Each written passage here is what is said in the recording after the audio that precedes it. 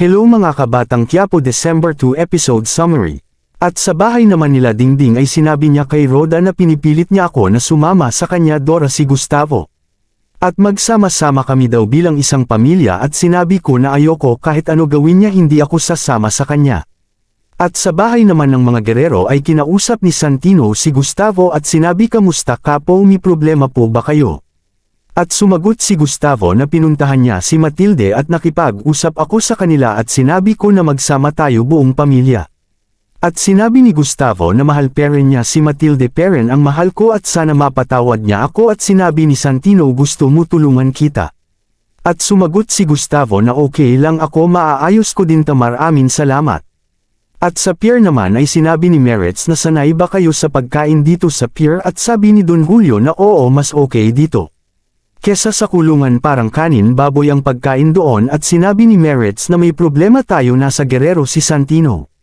At nagtanong si Tanggol bakit anden siya at sumagot si Merits kasi nabuntis niya ang anak ng mga Guerrero at pinsan niya ito kaya anden siya, at sinabi ni Tanggol na wag kayo mag-alala, gagawa ako ng paraan para makuha natin si Santino sa mga Guerrero.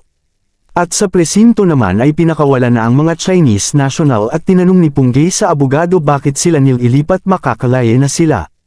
At kung may tanong ka mabuti pa sa happy ninyo kao magtanong para malaman ninyo bakit sila napakawalan. At nakita ni Punggay si Rigor at tinanong ito na bakit nakalaya sila, at sinabi ni Rigor na nakapagpiyansa sila. Bakit ganun sir, ang daming drugs ang nahuli sa kanila at life imprisonment ang hatol, at sinabi ni Rigor na nakapagpiyansa sila at lumugar ka sa posisyon mo.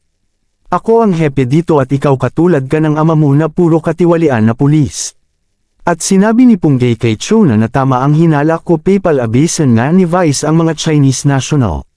At sinabi ni Punggay kay Chona na mauna muna umuwi. May pupuntahan pa ako, at sinabi ni Chona na mag-ingat ka, halapitin ka pa naman ng mga gwapo. Sa bahay naman ng mga Guerrero ay sinabi ni Roberto kay Jackie na magkakasama na sila Merits at Tanggol at buo na ang pamilya nila. At dumating si Gustavo at sinabi na tigilan na sila Tanggol, at sinabi ni Roberto na kailangan sila mahuli dahil may pananagutan sila sa batas. At biglang umalis si Gustavo. Sa pier naman ay nakasalubong nila Mang Andoy si Punggay at sinabi ni Mang Andoy na huhulihin mo ba sila, at sinabi ni Punggay kakausapin ko ang si Tanggol. At sinabi ni Mang Andoy na sige akyatin mo, andan na sila sa taas. At sa mga Guerrero naman ay sinabi ni Gustavo kay Santino na kinuha ni Tanggol si Merits at magkakasama na sila ngayon.